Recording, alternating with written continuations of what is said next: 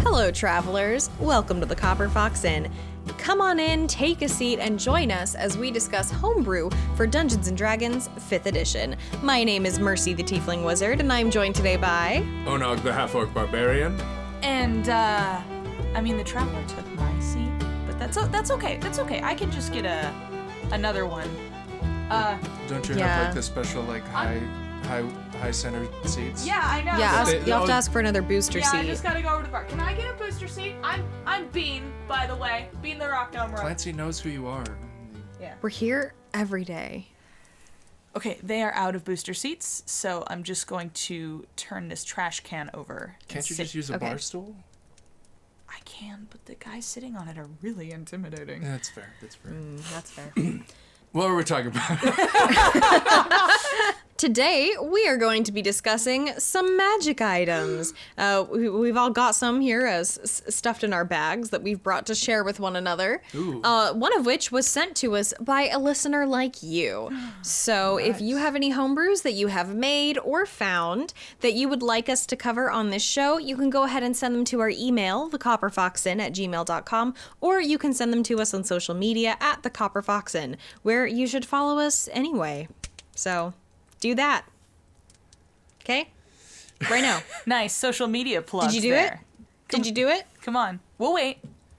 We're going to peer Thank pressure you. you into Good. being our Online friend. pet friend. You walk into our inn, sit at our booth, Take my seat. you take Bean's seat, and you can't even give us a follow on Twitter. To start us off, I actually brought a snack to share around the table. Oh, thank Let me get these out of my bag here. These are fudge rolls. Oh, okay. These look delicious. They're apparently potions. They absolutely are. They are rare, so relish it as you eat it. We were sent these fudge rolls by Shrugs-a-Lot, who we have covered things from before. Shrugs-a-Lot, these are really good. Yeah, good work, Shrugs-a-Lot. Wonderful baker. Bean, did you? Bean. All right. Bean, do you even know what these do? Do you even know what this is going to do to you? Bean, this is a sweet roll glazed with fudge made from Feywild cocoa beans that has magical properties that help you after you eat it. As a bonus action, add a +4 to any dice roll made in the last minute. So you retroactively It's a add retroactive. It's a retroactive guidance. That's fantastic. It's a fudge roll. You can fudge that roll. Be like, Oh, that was actually a 17. That's very good. Oh my gosh, it's a That's okay. It's That's a acceptable. fudge best roll. thing I've ever heard. I didn't put it Yeah, together. I'm it's really good. usually more alert than this. Oh my gosh, it's because I ate your fudge You ate roll. my fudge roll. Do these stack? Did you just get a +8 to something? I don't know. I mean, let me think about that last joke that I told. It didn't land very good, so I must have rolled a 2. So it retroactively is hilarious. Retroactively is fine. Oh, Bean, that was so good. Oh, man. Wait, that's oh, why wow, it took Bean. us a That second was so to funny. It get must have the worked. This weighs 5 pounds? Oh, 0.5. Okay. Bean ate 2 of them? That's like lambus bread. that is some heavy bread. It's like a Scarfing it You know down. those like in every Christmas TV show that someone's like, I got you a fruitcake, and then they drop it into the person's hands. And then it breaks the table. and or then they something. like fall to the floor because it's so heavy, and that's always the joke of like, that's what these are like. Except it actually says 0.5. Yeah, it's so. 0.5. Although that's still half a pound. It's actually a pretty That's a decent lot. amount. That's a lot of roll. It's still hefty. I mean, it's 120 gold pieces, so it better be filling. I mean, I guess that makes sense because this is a retroactive. It's a powerful, rare potion. I Now, do- that's actually pretty cheap for a rare potion. Okay, but I love. Yeah. So you punch someone, and it doesn't go very well, and then you eat a cupcake, and then they're like, "Ow!" I guess, yeah. That's great. It's even as a bonus action, so you could like use your action to attack someone, and if And it then be misses, like, you just pop one of these into your mouth, and then all of a Yeah. sudden they have retroactively been struck. Dude, that's, Yeah. this is cool though, because as a DM, there's all different ways that you could play with like how this happens. How it messes around with the flow of does time. it like does it do the flow of time, or is it just that like all of a sudden you eat this and you look at them and then the dragon's like, why does my cheek hurt? And you're like, because I just slapped you. And they're like, But you missed. You did? What? Also, I really want to eat one of these now. Yeah, these look really good. It's like that like glaze on the top. We should not have started recording around dinner time. Oh man, I'm very actually hungry. Well, if you're hungry for rolls, hey Onog, why don't you just open up the bag and pull out those next rolls? Okay. Oh, good Foley, Onog. Thank you. All right, these are Rick rolls. You should have told me I was going to hate today. Magic food, very rare.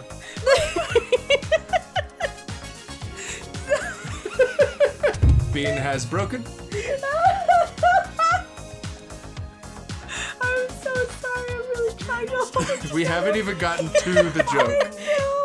That isn't a joke by itself. Oh my gosh, you guys are never gonna give me up though. Right? I'm sorry.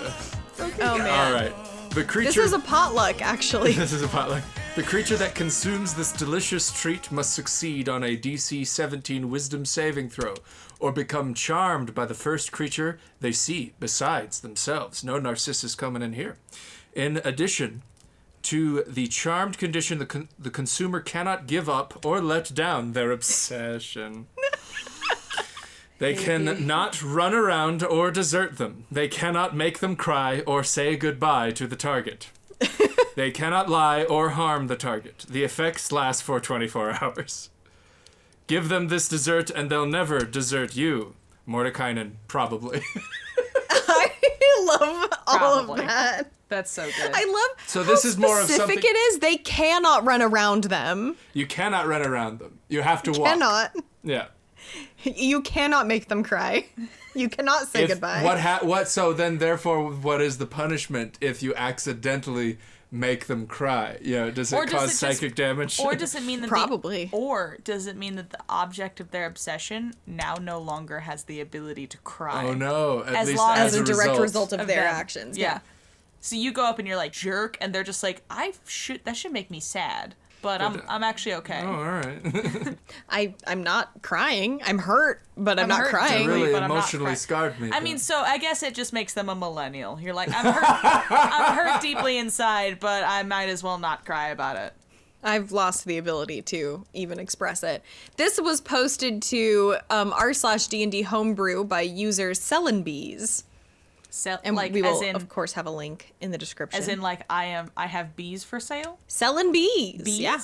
Beads. Bees. Bees. Beads. Bees for sale. beans. Beans. Bean. Beads. Bean. Bees. Stop. Beads. Bean. Beans. Stop. Stop. Beans. Bean. All right, well, that's what I got. What anybody else? Anybody else brought rolls? Okay, here's the thing. I have literally just Googled this in this moment because I Oh, was like, no. okay, we're doing magic food. We can do that. I found this on D&D Wiki. So it's going to be excellent. Ooh. It's the magic... This is the equivalent of you just pulled some food, like, off the ground in the alleyway. I have reached across the table and I have grabbed the plate off of the table next to us. And I've just All right, what is it? put it down. This is Magical Cookery 5e variant rule. You haven't even read this. I just googled. You don't even know if this is I gonna just be a googled. thing. I just googled magic food D&D 5e homebrew. All right, let's do Literally, this. yeah, you just grabbed a plate behind you that you couldn't even see what was on it. You were like, they went, hey! You and don't even now you're like, know "All if right." there's actually food on the plate. You were like, Bean, what did you bring to the potluck? And I was like, some chicken bones. all right. Well, let's hear Bean out. All right, let's start. Okay. Oh goodness, this is kind of long. It's very long. It's not too bad. It's not that bad. Okay. Magical Cookery. With this rule, characters with proficiency with the culinary tools and a set of culinary tools may spend a long rest preparing food with minor magical properties. Creatures who eat this food during the long rest gain magical bonuses and a good meal. Nice. A list of dishes is listed below, along with required ingredients. a list. Oh my gosh, wait, this is just like Breath of the Wild, and this ties in because you wanted to mention Breath of the Wild. Oh, yeah. You gotta go get the ingredients. This is like a Skyrim or like any Or adventure. one might say cooking in real life. Oh my god. You have to get the ingredients. Yeah, but you don't have I like how Bean was like, oh, like how in fantasy games you have to get ingredients to make the food out of. Well, I don't cook in real life, so like I just go get food that's already made. The only time I just think that's very funny. The only time I go get ingredients for food is if it's like part of a game that I have to do. Goodness, I live in an inn. The food's just there when I come down in the morning. Fair. And I guess I was gonna say like in D&D you'd have to go scrounge for them or find them, but I guess you could just go to the market and like buy it. Yeah, you always have shopping days. They got those. Okay. A list of ingredients is also located at the bottom of the page, along with their price and the likelihood of being able to, of being buyable and how difficult it is to forage them. Ooh, that's got a really nice table there. Up to 3 dishes fun. can be prepared during a long rest, but magical food loses its magic if not eaten during the same long rest that it's cooked. Okay, so no stacking. No stacking, but it'll stay food, so you can cook it and then still eat it later. A dish's effects last until the start of a long rest. A creature can have more than one magical cookery effect on at one time. Dishes. Okay. Dishes are cooked using one or more ingredients. No, one ingredient is just that ingredient. That is the dish. I guess cooked apples are like different than regular Is apples. bread an ingredient or is like flour and water? We're gonna find out the ingredients. We're gonna find out. I mean, this is a philosophical I would question. say bread is an ingredient if panko breadcrumbs are like an ingredient in recipes. Because so much, sugar is the ingredient, but sugar cane is like the ingredient isn't like sugar cane macerated and then dried in the sun. Like sugar is bread an ingredient? Is cereal a soup? These are the questions. These are the deep questions cereal asked by the Copperfox Inn. A form of gazpacho, if you will, a cold soup. Keep going. Okay. So, dishes cooked using more than one ingredients. They serve a specific amount of people per dish. They bestow a semi-magical effect on creatures who ingest them. Small creatures only need to eat half a serving, whereas large creatures must eat 2 servings to gain their benefit.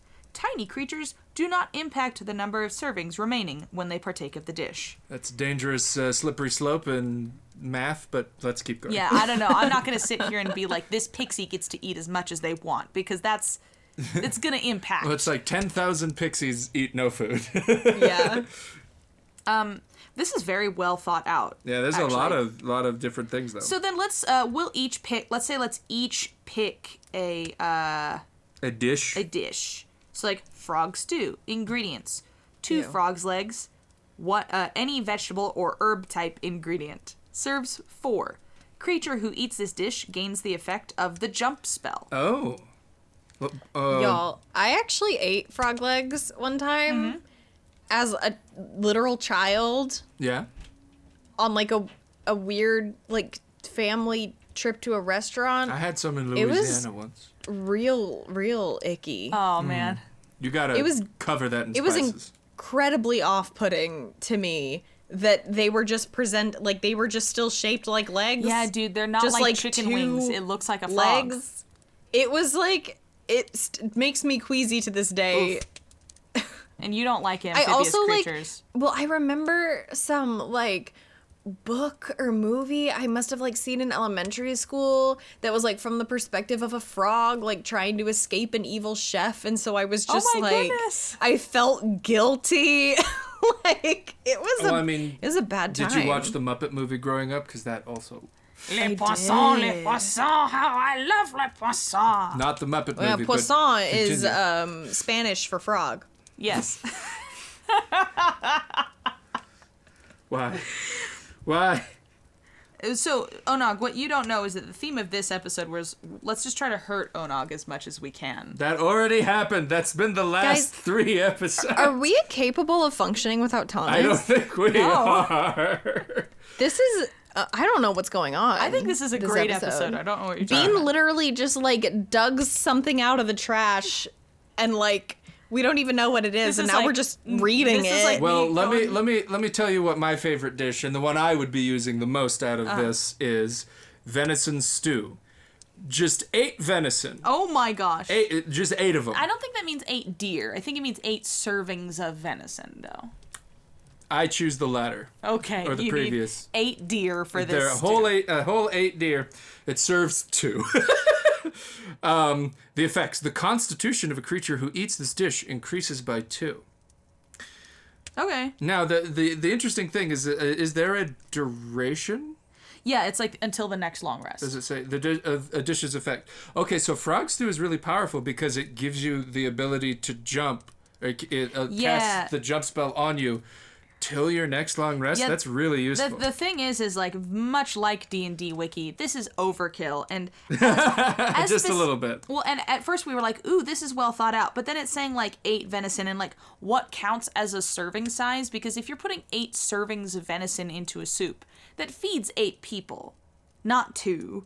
Yeah. Or does it just mean pieces? 8 Yeah. This is just like chunks of cubes? Like venison. what is a serving, you know? This I think this is just Oh them. wait, hold on. It does say. But Yeah, I think it's just them trying to codify and like add a numerical like gamification thing to like very much along the lines of Breath of the Wild or like Red Dead Redemption 2, where it's like you get a bear steak, you put some mint on it, you're good for the day, you know, kind of a thing. But I think this is like, sure, the numbers are weird and stuff like that. These are super. But the thing is all you have to do is have proficiency with cooking tools. It's not like you have to be a magic user. Right. Or like you have to have a set of magic cooking tools. It's a very cool idea that might be going too crazy in one direction. Magic or another. food, very cool. And I think either it just needs to be like, we've looked at the idea of a chef class before. Or something like that. So either this needs to be something you do as a chef, or you can only do this with a magic set of cookery. Yeah, that like a specific magical item or something. Like a blessed pot that when you cook in this cauldron, it gives your food magical properties depending on the type of food that you put into it. Very much like Breath of the Wild. I'm getting into that. That's fun. Oh, there's one on here that I really like. Okay, what's the one you like? Wow, we are lost without Thomas.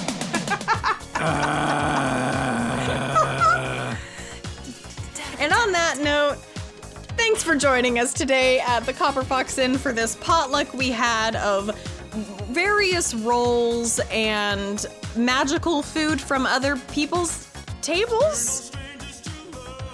Hopefully Thomas comes back because clearly we do not have the maturity to handle this without him. So, you know, hopefully he gets back eventually. All right, well, we're gonna finish eating these rolls. You can go ahead and remember to like and subscribe if you like rolls and you want more roll content. This is a roll focused channel now. And send us your homebrews at thecopperfoxinn@gmail.com or on social media at thecopperfoxinn. And until next time, keep on adventuring. Thanks for listening to our podcast, On a Roll, with Bean, Onog, and Mercy. Please don't. There, that was something. That was something. Thank you. On a roll. Yeah. That's a thing. Okay. All right. Good job. Here, let's do that improv exercise you talked about. Like, all right. All right. Okay, so we're. I need a room. I need a location. An inn. An inn. Okay. I need an occupation. An occupation. Adventurer. Adventurer. Okay. Okay. All right. I'll start the scene off. Hey guys. Dave and Carol. I was on this adventure and yes.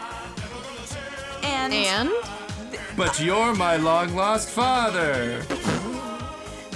Did I do it no, right? he's not. He's my long. No, Yes, no, yes, but yes, that's. yes. That was a no but. Yeah, no. yes, Oh. No buts. No ifs, no No buts, but. no coconuts. Okay. We'll just have it fade out on that. yeah. Just desperately leave us here. That's what I was getting. Please. It's like you can just fade out on me not knowing how to improv.